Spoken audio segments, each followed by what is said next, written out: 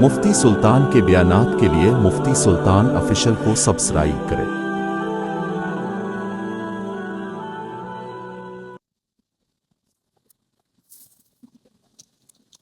السلام علیکم ورحمۃ اللہ۔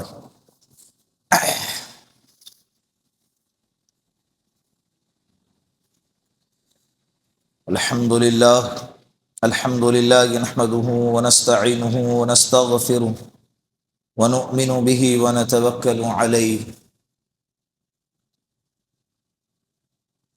ونعوذ باللہ من شرور انفسنا ومن سیئات اعمالنا، من يهده الله فلا مضل له ومن يضلله فلا هادي له،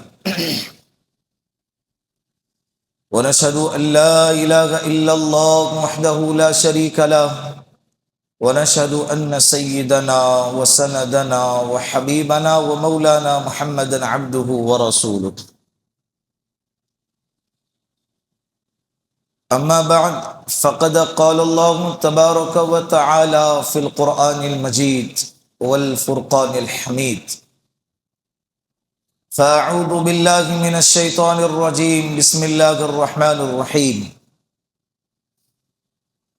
إن المنافقين يخادعون الله وهو خادعهم وإذا قاموا إلى الصلاة قاموا كسالى يراءون الناس ولا يذكرون الله إلا قليلا.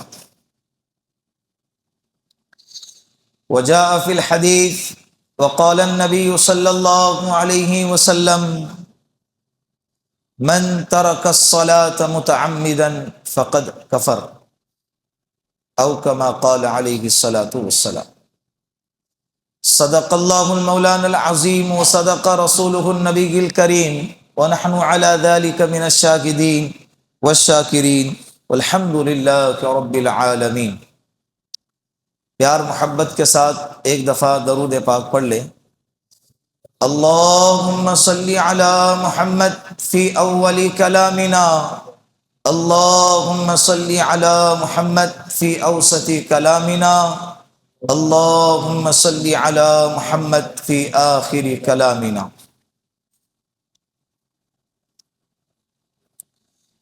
گزشتہ کئی جمعہ سے نماز سے پہلے کی تمہیدات کا بیان آپ کے سامنے چل رہا ہے۔ وضو کے فرائض اور سنن، غسل کے فرائض اور سنن، اسی طرح تیمم کے مسائل آپ کے سامنے آئے۔ اب نمبر آتا ہے نماز کا۔ اس سے پہلے غسل میں نے کہا تھا کہ چند غسل فرض ہیں اور چند غسل سنت ہے اور چند غسل واجب ہے۔ اس میں نے کہا تھا میت کو غسل دینا۔ کیا کہا تھا؟ یاد ہوگا شاید، آپ سبق کو دہراتے ہیں۔ میت کو غسل دینا یہ فرض کفایہ ہے۔ جنازے کی نماز فرض کفایہ ہے، غسل میت فرض کفایہ ہے۔ اگر چند لوگوں نے میت کو غسل دیا، چند لوگوں نے جنازے کی نماز پڑھی، تو پوری کی پوری بستی گناہوں سے بری ہوں گی۔ لیکن اگر کسی نے بھی میت کو غسل نہیں دیا اور میت کو ایسے ہی بغیر غسل کے دفنا دیا یا بغیر جنازے کی نماز کے ان کو دفنا دیا، تو پوری کی پوری بستی گنہگار ہو۔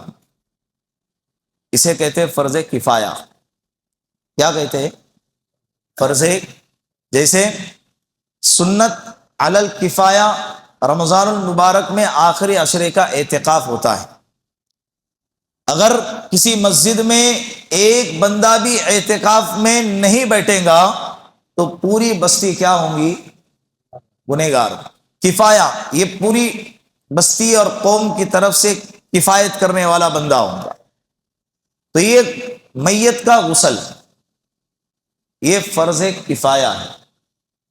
الحمدللہ اس پر تو 100% اس امت کا عمل ہوتا ہے۔ کوئی میت ایسا نہیں جس کو بغیر غسل کے دفنایا جائے، بڑا اہتمام کیا جاتا ہے غسل دینے کا۔ لیکن کمزوری کہاں ہے؟ کمزوری ہماری یہاں ہے کہ میت کو غسل دینے والے آج کے زمانے میں اسپیشل لوگ بنے ہوئے ہیں۔ باپ کا انتقال ہو گیا، بیٹا غسل دینے کے لیے آگے نہیں آتا۔ ماں کا انتقال ہو گیا، بیٹی غسل دینے کے لیے آگے نہیں آتی۔ رشتہ دار کا انتقال ہو گیا، اس کے اپنے رشتہ دار غسل دینے کے لیے میت کے قریب نہیں آتے۔ غسل دینے والے اسپیشل موجود ہیں، ان کو فون کر کے بلایا جاتا ہے، وہ غسل دیتے ہیں، بات ختم۔ وہ غسل دینے والا اپنا کام کر رہا ہے، اس کے دل میں جذبہ، تڑپ، وہ فکر، وہ غم، وہ کیفیت اس کے دل میں نہیں۔ وہ سمجھ رہا ہے یہ باڈی ہے، یہ میت نہیں، یہ کیا ہے؟ باڈی۔ سارے شریعت کے احکام وہ پورے کر رہا ہے، اس میں کوئی شک نہیں ہے۔ جو شرائط ہیں، جو غسل کے پورا ہونے کے لیے میت کے جو ضروری چیزیں ہیں، وہ ساری چیزیں کر رہا ہے، اس میں کوئی شک نہیں ہے۔ میں آپ کو جس چیز کی طرف توجہ دلانا چاہتا ہوں وہ یہ ہے کہ اگر ہمارے کسی قریبی رشتہ دار کا انتقال ہو جائے، اگر مرد ہیں تو اس کے گھر کے مردوں کو چاہیے کہ اس کے غسل میں شریک رہیں۔ کیا رہے؟ شریک رہے۔ غسل دینے والا باوضو ہو، باشرہ ہو، ہم جنس ہو۔ کیا ہو؟ ہم جنس ہو۔ مرد ہے تو مرد غسل دیں گا، عورت ہے تو عورت کو عورت غسل دیں گی۔ میاں بیوی ایک دوسرے کو غسل دے سکتے ہیں۔ اگر ایسی جگہ ہے جہاں پر عورت کا انتقال ہو گیا بیوی کا، اور وہاں غسل دینے والی کوئی عورت ہے ہی نہیں، تو اس وقت میں اس کا شوہر اس کو غسل دے گا۔ شوہر کا انتقال ہو گیا، کوئی مرد غسل دینے والا نہیں، تو اس وقت اس کی بیوی اس کو غسل دیں گی۔ نابالغ بچی کا انتقال ہو گیا تو بالغ عورت اس کو غسل دیں گی، اور اگر نابالغ لڑکے کا انتقال ہو گیا تو بالغ مرد اس کو غسل دیں گا۔ اور اگر کنر مسلمان کا انتقال ہو گیا جو نہ مرد ہے نہ عورت ہے، تو دیکھا جائے گا کہ اس کے اندر مرد کی صفت زیادہ تھی یا عورت کی صفت زیادہ تھی۔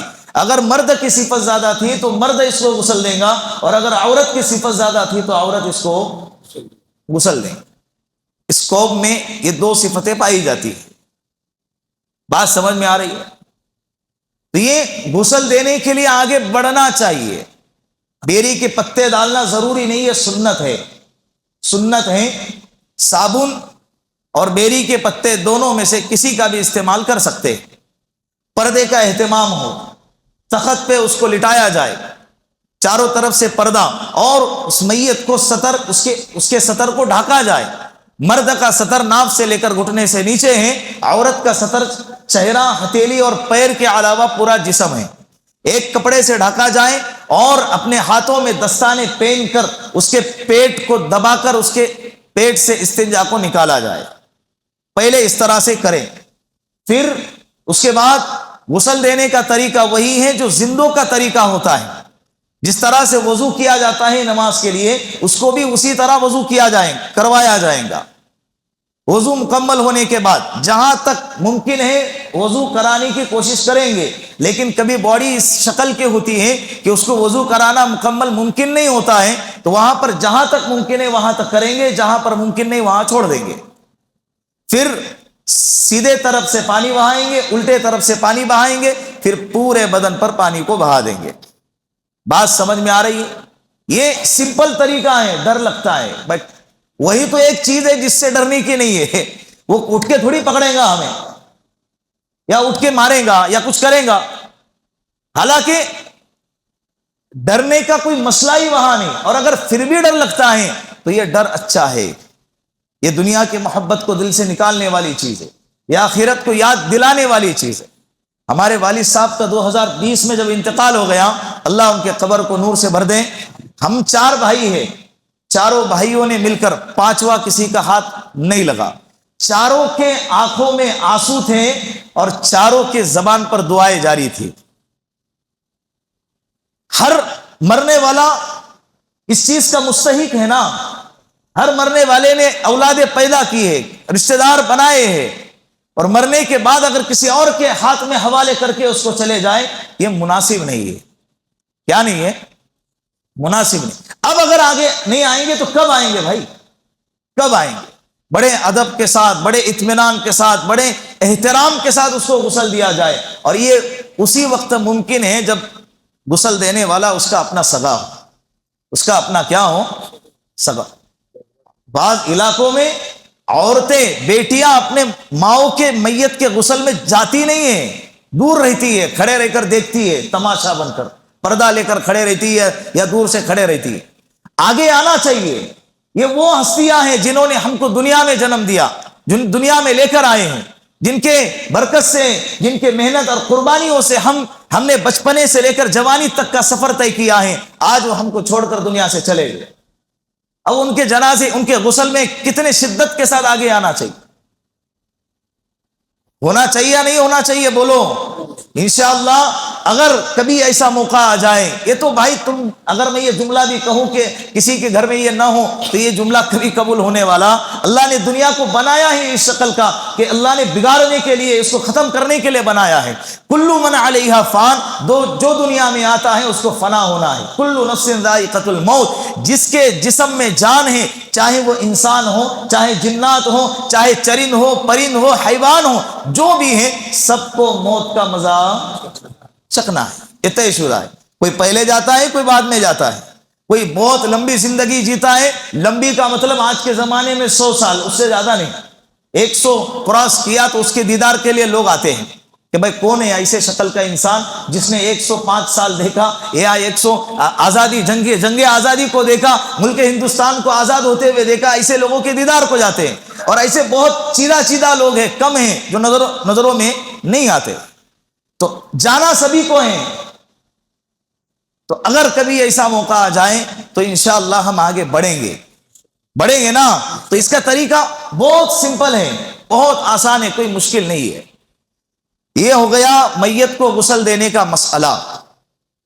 اور کئی ایسے غیر مسلم ہیں جنہوں نے مسلمانوں کے میت کو غسل دینا، کفن دینا اور جنازے کے بعد تدفین کو دیکھ کر مسلمان ہو گئے کہ بھائی اسلام کے اندر اتنا خوبصورت طریقہ، مرنے کے بعد میت کے ساتھ اتنے احترام کا معاملہ۔ جیسے ہمارے والد صاحب کا انتقال ہو گیا، ہاسپٹل سے جب نکالنے کا موقع آیا، ان کو پراپر طریقے سے ہاسپٹل کے لباس کو نکال کر ان کا جو لباس تھا وہ پہنایا گیا، ٹوپی پہنائی گئی، اور بڑے ادب و احترام کے ساتھ جب ان کو لے کے جا رہے تھے، سارے ہاسپٹل کے وہاں کے جو پیشنٹ تھے، ان کے جو تعلقات والے تھے، سب دیکھ کر حیران رہ گئے۔ وہ کہنے لگے کہ یار تمہارے اندر کتنا اچھا ہے، ابھی تو اس نے غسل دیکھا ہی نہیں، ابھی تو اس نے کفن دیکھا ہی نہیں، ابھی تو اس نے جنازہ دیکھا ہی نہیں، ابھی تو اس نے تدفین دیکھا ہی نہیں۔ اور کئی لوگوں نے جب دیکھا ہے تو یہ دیکھ کر مسلمان ہو گئے۔ ہمارے عمل کی اہمیت ہمارے ہی نظر میں نہیں ہے کہ اللہ نے ہم کو کیا طریقہ دیا ہے، اللہ نے ہم کو کیا پاکیزہ شریعت عطا فرمائی۔ جی، اس کے بعد نمبر آتا ہے نماز کا۔ یہ سارے ارکان سے فارغ ہو گئے، اس کے بعد کس کا نمبر آیا؟ میں نے کہا تھا جب یہ سلسلہ شروع ہوا تھا، اس کے ابتدا میں ایک جملہ استعمال کیا گیا تھا کہ عقائد کے بعد، اللہ پر ایمان لے آنے کے بعد، عقائد کی درستگی کے بعد سب سے اہم فریضہ، انسان کے مسلمان ہونے کی علامت، سب سے بڑی نشانی اگر کوئی ہے تو وہ کیا ہے؟ نماز۔ یاد ہے یہ جملہ میں نے کہا تھا کہ ایمان لانے کے بعد، عقائد کے درستگی کے بعد، انسان کے مسلمان ہونے کی سب سے بڑی نشانی نماز ہے۔ کیا ہے؟ نماز۔ اللہ کے رسول صلی اللہ علیہ وسلم نے فرمایا، قرۃ عینی فی الصلاۃ، میری آنکھوں کی ٹھنڈک کس میں ہے؟ نماز میں ہے۔ اللہ کے رسول کی آنکھوں کی ٹھنڈک، ہم نماز پڑھیں گے، اللہ ان کی آنکھوں کو ٹھنڈا کریں گے۔ امت کے اعمال پیر اور جمعرات کو آقا کے دربار میں پیش کیے جاتے ہیں۔ جب ہمارے اعمال نامے ان کے سامنے پیش ہو اور اس میں اگر نمازوں کا کوئی اندراج نہ ہو، انٹری نہ ہو، تو سوچو اللہ کے رسول کی آنکھیں ٹھنڈی ہوں گی یا دکھی ہوں گی؟ جس کے ہم نام لیوائیں، آئی لو محمد کے پوسٹر لگاتے ہیں، اسٹیٹس لگاتے ہیں اور بینر چھاپتے ہیں۔ ابھی تو ایک نیا ہی مسئلہ نکلا ہوا ہے کہ ٹی شرٹ کے اوپر آئی لو محمد لکھا ہوا ہے۔ آپ اندازہ لگائیں، وہ یہی ٹی شرٹ پہن کر واش روم میں جائیں گا، باتھ روم میں جائیں گا، کتنی بے ادبی، کتنی بے احترامی ہوں گی۔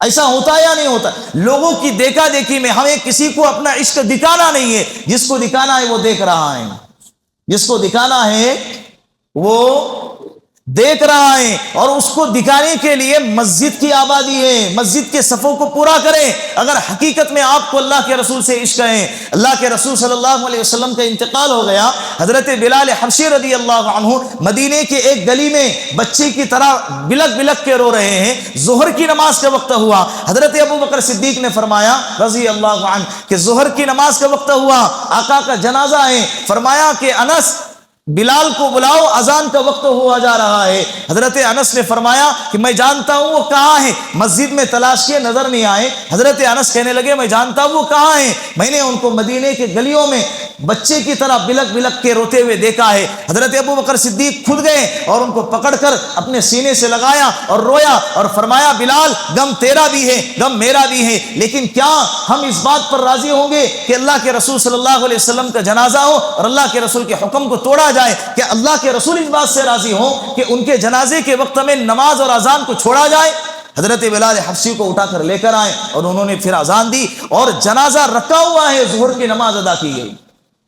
میرے ابا بیمار ہے، میرا بیٹا بیمار ہے، میں نماز نہیں پڑھ سکتا، اس لیے میں مسجد میں نہیں آ رہا۔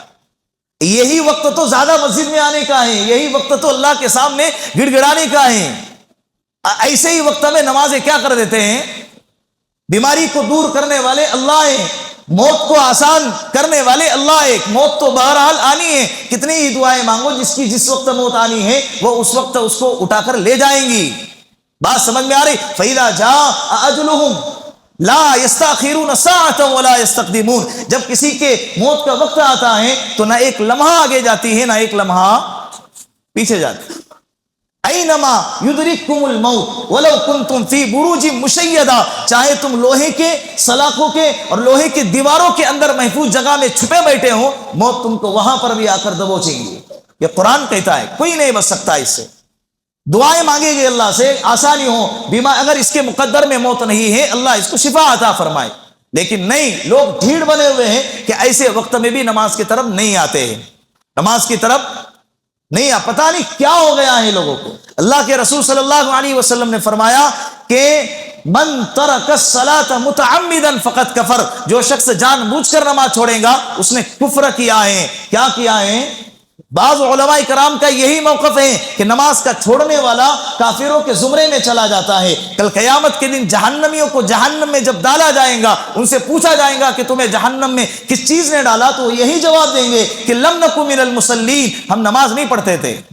کیا نہیں کرتے تھے؟ بولو، نماز نہیں پڑھتے۔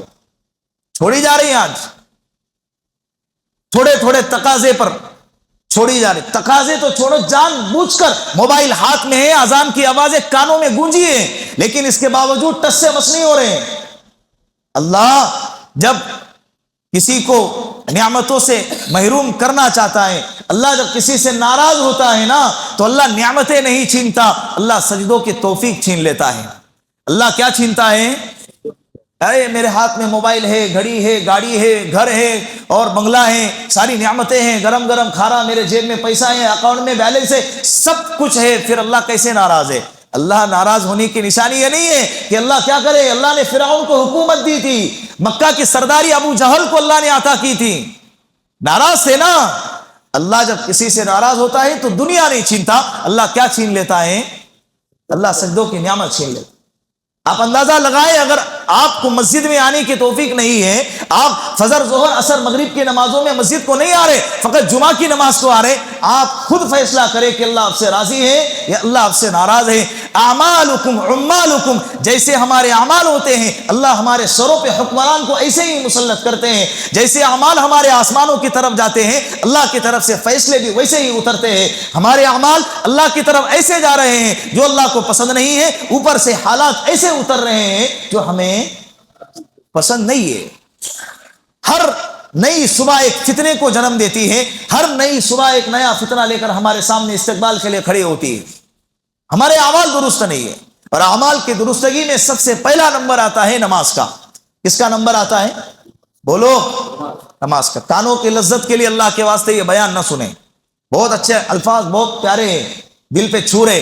اگر دل پہ حقیقت میں چھو رہے، آج ارادہ کرے کہ انشاءاللہ موت تک کبھی نماز نہیں چھوڑیں گے، نہیں چھوڑیں گے، چاہے کچھ بھی ہو جائے، خوشی ہو یا غمی، خوشی ہو یا غمی، صحت ہو یا بیماری، سفر ہو یا حضر، ہر حال میں انشاءاللہ ہم نماز پڑھنے کی کوشش کریں گے۔ اللہ کے رسول صلی اللہ علیہ وسلم نے کیا فرمایا کہ ایمان اور کفر دونوں کے درمیان اگر آپ کو فرق کرنا ہے کہ کون سا بندہ مومن ہے، کون سا بندہ مومن نہیں ہے، تو دیکھو کہ کون سا بندہ نماز پڑھتا ہے، کون سا بندہ نماز نہیں پڑھتا۔ کون لوگ نماز نہیں پڑھتے، یہ میرا آپ سے سوال ہے۔ کون لوگ نماز نہیں پڑھتے؟ جواب کوئی دے سکتا ہے؟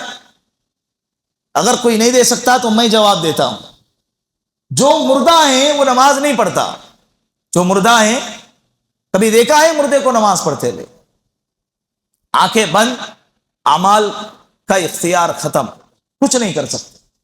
جب بیماری کے آخری ایام چلتے ہیں نا، موت سے پہلے پہلے کے، انسان اس وقت خیالوں میں سوچتا ہے بہت شدت کے ساتھ، اب اگر ٹھیک ہو گیا نا، فجر، تہجد، اشراق، اوابین، چاش سب پڑھوں گا، قرآن کی تلاوت کروں گا، صدقات اور خیرات کروں گا، جتنا مال ہے سب اللہ کے نام پہ لٹا دوں گا۔ اب یہاں پر دو فریق ہوتے ہیں، ایک کو موقع نہیں ملتا، اللہ اس کو اٹھا لیتے ہیں، اور ایک کو موقع دے دیتے ہیں، باہر نکل کر پھر وہی اپنی پرانی زندگی پر۔ کئی ایسے لوگ ہیں وہ کہتے ہیں مرتے مرتے بچ گیا، آئی سی یو میں سے باہر آ گیا، وینٹیلیٹر لگا ہوا تھا، ڈاکٹر نے گارنٹی چھوڑ دی تھی، ڈاکٹر نے کہا تھا 24 گھنٹے سے زیادہ زندہ نہیں رہے گا۔ ایسے لوگوں کو بھی ہم نے دیکھا ہے، ملے ہیں، اس کے بعد بھی 5 6 سال 10 سال جیا ہے، لیکن کوئی تبدیلی نہیں۔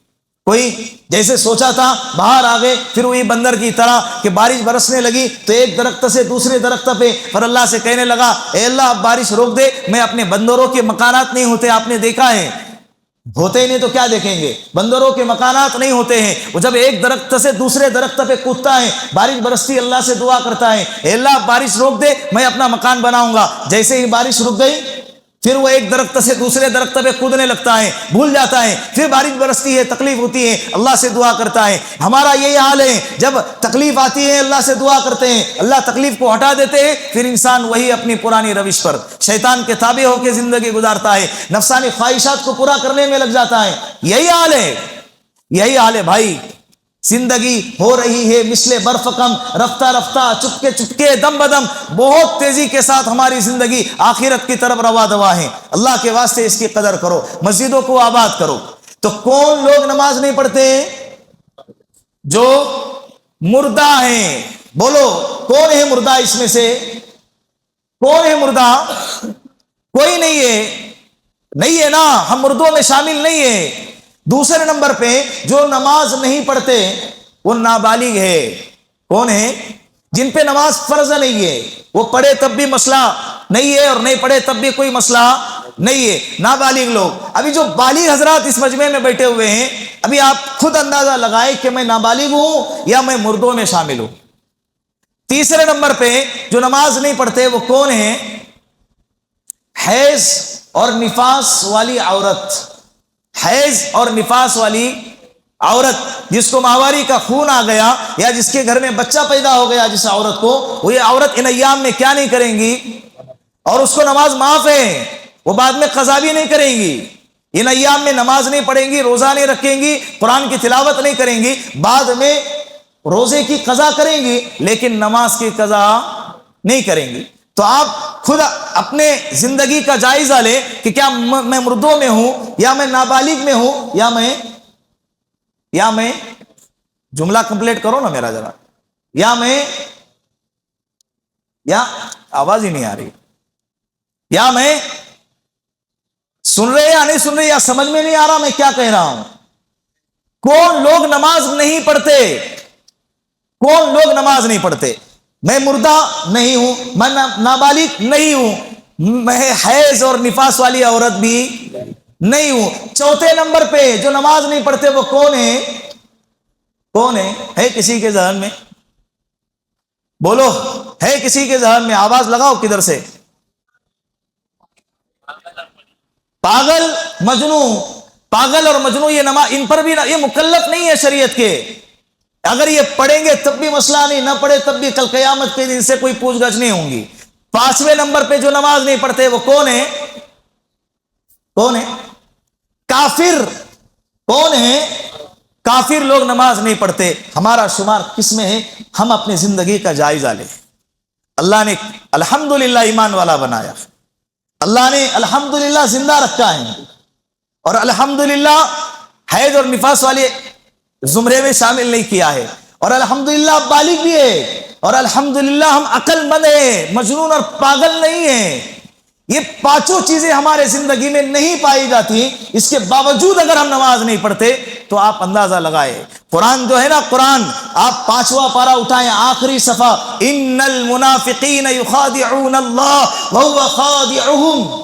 قرآن کہتا ہے منافق وہ ہیں جو اللہ کے ساتھ چال بازی کرتے ہیں. کس کے ساتھ؟ اللہ کے ساتھ. وہ اللہ کا کیا بگاڑے؟ اور کس کو؟ سورج کو دیا دکھا رہے. ٹارچ، میرے ٹارچ میں بہت روشنی ہے اور ٹارچ لے کر سورج کو دکھا رہے، دکھا چڑھا رہے. سورج کا کیا بگڑے گا؟ جب سورج کا کچھ بگڑ نہیں سکتا تو سورج کے بنانے والے کا کیا بگڑے گا؟ تو قرآن کا ترجمہ منافق وہ لوگ ہیں جو اللہ کے ساتھ چال بازی کرتے ہیں، وہ اللہ کے ساتھ نہیں کر رہے ہیں بلکہ وہ اپنے خود کے ساتھ چال بازی کر رہے ہیں. وَإِذَا قَامُوا إِلَى الصَّلَاةِ قَامُوا كُسَالَىٰ. منافق وہ ہیں جو نماز کے لیے آتے ہیں اور کھڑے ہوتے ہیں تو سستی کے ساتھ نماز پڑھتے ہیں. نماز نہیں پڑھنے والوں کے بارے میں نہیں کہہ رہے، نماز پڑھ رہے لیکن سستی کے ساتھ نماز پڑھ رہے. بہت جان پہ آ رہا ہے مسجد میں آنے کو، بہت تکلیف ہو رہی ہے، اور آ بھی رہے تو رکوع اور سجدہ اور قاعدہ اور قومہ اور جلسہ اتنے تیزی کے ساتھ کہ بھائی نماز پڑھی یا نہیں پڑھی کچھ سمجھ میں نہیں آ رہا. قرآن کی آیت بھی مختصر، ذکر بھی مختصر، الا قلیلا. قرآن کہتا ہے اس کے آگے کا ٹکڑا کہ یہ لوگ اللہ کو یاد نہیں کرتے مگر تھوڑا سا، جی چراتے ہیں جلدی سے نماز ختم کرنے کی. میں نے مسجدوں میں دیکھا ہے بعض لوگوں کو اتنے اطمینان سے نماز پڑھتے ہیں، اتنے خشوع اور خضوع کے ساتھ نماز پڑھتے ہیں کہ ان کو دیکھ کر اللہ یاد آتے ہیں، ان کو دیکھ کر ویسی نماز پڑھنے کا جی چاہتا ہے، اور ان کو دیکھ کر یوں لگتا ہے کہ جب اس کی نماز اتنی پرسکون ہے تو اس کی زندگی کتنی پرسکون ہوگی. اور جس کی نماز، ایک بات نوٹ کر کے لے جاؤ کہ جس کی نماز پرسکون ہوں گی، اطمینان والی ہوں گی، اللہ اس کی زندگی میں سکون عطا فرمائیں گے. چاہے پریشانیاں کتنے بھی ہو اس کی زندگی میں سکون ہوگا، اس کا دل مطمئن ہوگا. اس کا دل کیا ہوگا؟ مطمئن ہوگا. اور بعض لوگوں کو دیکھا ہے ایسی نماز پڑھتے ہیں کہ ایسا لگتا ہے جو اللہ کے رسول نے فرمایا کہ بعض لوگوں کی نمازیں کالے کپڑے میں لپیٹ کر اس کے منہ پہ مار دی جائیں گی جو اس کے سروں سے اوپر بھی نہیں جاتی، اس کے سروں سے اوپر بھی نہیں جاتی ہے. اب اندازہ لگائے ہم کس کیٹیگری میں ہیں، ہماری نمازیں کہاں جاتی ہے، ہمیں خود خبر نہیں ہے. اللہ کے واسطے اپنے نماز کو درست کرے. جو فرائض ہے، جو واجبات ہیں، جو سنن ہیں، جو مستحبات ہیں، جو آداب ہیں نماز کے، وہ سارے کے سارے آداب، فرائض، واجبات کی رعایت کرتے ہوئے نماز پڑھنے کا نام اللہ کے حکم کو پورا کرنا ہے. اللہ کے حکم کو پورا کرنا ہے. اللہ کے رسول اور صحابہ کرام کتابیں اٹھائیں، آپ ان کی نمازیں دیکھیں. گھر میں سانپ گھس رہا ہے، گھر میں آگ لگی ہوئی ہے، ہنگامہ ہے، اس کے باوجود ان کو اس کا احساس نہیں ہو رہا ہے. حضرت علی رضی اللہ عنہ کو تیر لگ گیا، نکالنے کے تیر کا جو لکڑی کا حصہ تھا وہ نکال دیا، لیکن آگے لوہے کا حصہ تھا وہ جسم میں اٹک گیا. اس کو نکالنے کی کوشش کی گئی لیکن وہ نکل نہیں رہا ہے، بہت تکلیف ہو رہی ہے. چند لوگوں نے مشورہ کیا کہ جب حضرت نماز کی نیت باندھیں گے اس وقت ہم نکالیں گے. حضرت نے نماز کی نیت باندھی، نکالنے والے آئے اور اس کو نکالا بھی. اس کو کیا کیا؟ آپ اندازہ لگائے چھوٹا سا کانٹا چبھ گیا. جب اس کو نکالتے ہیں تو کتنا درد ہوتا ہے. یہاں پر تیر کا لوہے کا آگے کا جو حصہ ہے وہ اندر گھسا ہوا ہے. اس کو نکالا گیا، نماز سے فارغ ہو گئے. حضرت نے چند لوگوں کو اپنے پاس بیٹھے ہوئے دیکھا تو فرمایا کیا تیر نکالنے آئے ہو؟ کہا کہ حضرت وہ تو ہم نے، بولو، وہ تو ہم نے نکال دیا ہے. کہا مجھے تو پتہ ہی نہیں چلا. اس کے لیے محنت لگتی ہے. کیا لگتی ہے؟ بہت بہت زیادہ محنت لگتی ہے. اور محنت کرتے کرتے اگر مر گئے نا، اللہ خشوع خضوع کے ساتھ نماز پڑھنے والوں میں اٹھائیں گے. نمازیں اللہ کے رسول سے ایک شخص نے آ کر شکایت کی، یا رسول اللہ، ایک بندہ رات بھر چوری کرتا ہے، صبح میں اٹھ کے نماز پڑھتا ہے، صبح میں کیا کرتا ہے؟ نماز پڑھتا ہے۔ اللہ کے رسول نے فرمایا کہ اس کی نماز اس کو اس برائی سے روکیں گی۔ اگر ہم نماز بھی پڑھ رہے اور اگر ہم برائیوں سے نہیں رک رہے تو اس کا مطلب یہ ہے کہ ہماری نماز اس لیول کی نہیں ہے، ہماری نماز سے ہم کو فائدہ نہیں ہو رہا، یہ نہیں ہے۔ نماز سے بے شک فائدہ ہوتا ہے، لیکن نماز بھی کیسی ہو؟ نماز بھی کیسی ہو؟ اگر انگوٹھے کے اوپر تھوڑا سا دھول جم گیا تو وہ فنگر پرنٹ ایکسپٹ نہیں کرتا ہے۔ ہمارے کارڈ کے ATM کارڈ کے اوپر اگر کچھ لگ گیا یا اگر اس کا نشان اگر مٹ گیا، جیسے چاہیے تھا ویسا اگر نہیں ہے تو وہ مشین اس کو ایکسپٹ نہیں کرتی۔ تو ہماری الٹی سیدھی نماز، بگڑی ہوئی نماز اللہ کیسے قبول کرے گا؟ اللہ، بات صحیح ہے غلط ہے، اس کے لیے نماز ایسی ہو کہ جیسے اللہ کے رسول نے اللہ کے حکم کے مطابق اور نبی کے طریقے کے مطابق پڑھنے کا نام نماز ہے۔ اللہ نے جو حکم دیا ہے اور اللہ کے رسول نے جیسے کرنے کو کہا ہے ویسے ہم انشاءاللہ نماز پڑھیں گے نا انشاءاللہ۔ نماز سے پہلے 6 شرائط ہے جس کا پورا کرنا ضروری ہے، اس کے بغیر نماز ہوں گی نہیں، اس کے بغیر نماز ہوں گی نہیں۔ سب سے پہلے حدث سے پاک ہونا، غسل ہے تو اس سے پاکیزگی ہو، غسل فرض ہے تو اس سے پاکیزگی ہو، وضو فرض ہے تو وضو ضروری ہے، حدث اصغر ہو یا حدث اکبر ہو، بڑی پاکی ہو یا چھوٹی پاکی ہو، دونوں سے پاک ہونا ضروری ہے۔ دوسرے نمبر پر جگہ کا پاک ہونا، کپڑے کا پاک ہونا اور بدن کا پاک ہونا، تینوں چیزیں اس میں آ گئی۔ جگہ کا پاک ہونا اور کپڑے کا پاک ہونا اور بدن کا پاک ہونا۔ جگہ جس جگہ پہ آپ نماز پڑھ رہے ہیں اگر وہاں پر استنجا کا اگر پانی وہاں پر گرتا ہے یا ناپاکی اور گندگی وہاں سے بہتی ہے، اس جگہ پہ نماز پڑھنا جائز نہیں ہے۔ جگہ کا پاک ہونا بھی ضروری ہے، جگہ کا پاک ہونا بھی۔ ہاں، اگر کچھ دیہاتوں کے اندر گھروں کے سامنے گوبروں سے لیپا جاتا ہے، اگر وہ گوبر سوکھ گیا اور وہاں سے بدبو بھی نہیں آ رہی ہے تو اس جگہ پہ نماز پڑھ سکتے ہیں، لیکن اگر سوکھا نہیں ہے یا گیلا ہے یا سوکھا تو ہے لیکن اس میں سے کیا آ رہی ہے؟ اس کی بدبو آ رہی ہے، تو اس جگہ پہ نماز پڑھنا جائز نہیں، وہ جگہ ناپاک ہے۔ تو جگہ کا پاک ہونا ضروری ہے۔ اسی طرح کپڑے کا پاک ہونا بھی ضروری ہے۔ پورے بدن کے اوپر پیشاب کے چھینٹے یا گندگی کے چھینٹے یا خون کے قطرے یا کسی پرندے کا پیشاب یا جانور کا پیشاب اگر ہمارے یا دودھ پیتے بچے کا پیشاب ہمارے کپڑوں پہ لگا ہوا ہے تو اس کپڑے کا پاک ہونا بھی ضروری ہے۔ جتنے حصے میں لگا ہے اتنے حصے کا دھونا کافی ہو جائے گا، ضروری نہیں ہے کہ پورے کرتے کو نکالا جائے اور پورے کرتے کو دھویا جائے۔ آسانی ہے، جتنے حصے پہ لگا ہے اتنے حصے کو دھویا جائے۔ بدن کا پاک ہونا، بدن کا پاک ہونا، پورے سر کے بال سے لے کر پیر کے ناخن تک پورے بدن کے اوپر کوئی گندگی لگی ہوئی نہ ہو، نہ پیشاب کے چھینٹے ہو، نہ اسی طرح خون کے قطرے ہوں۔ بعض جگہ پہ زخم ہوتا ہے یا خون کے چھینٹے اڑے ہوئے ہوتے ہیں یا کسی جانور کا پیشاب اڑا ہوا ہوتا ہے یا بچے دودھ پیتے بچے کو لیا تھا اور اس کا پیشاب ہمارے بدن پہ لگا ہوا ہے، تو ایسے حالت میں نماز جائز نہیں ہے۔ غسل ضروری نہیں ہے، بات سمجھے۔